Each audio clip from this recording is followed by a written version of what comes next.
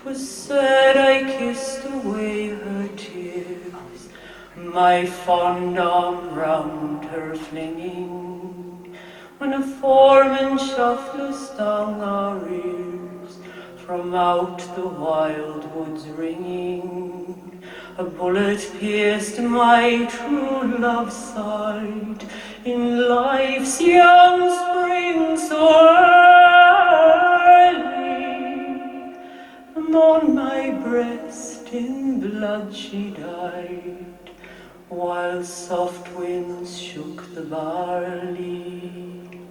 But blood for blood, without remorse, I've tamer to Turtalo. I've lain my true love's clay-like corpse, where I'll fall soon must follow. Around her grave I've wandered drear, in night and morning early,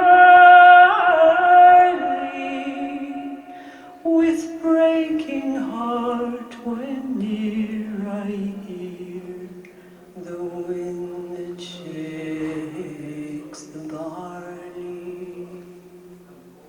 Beautifully realistic here in the La Rosita room. The tubes are having, the amplifiers have a perfect handshake to the woofers, so you're getting a very, very tight, clean bass, getting extraordinarily good layering of image, and the image is very dense.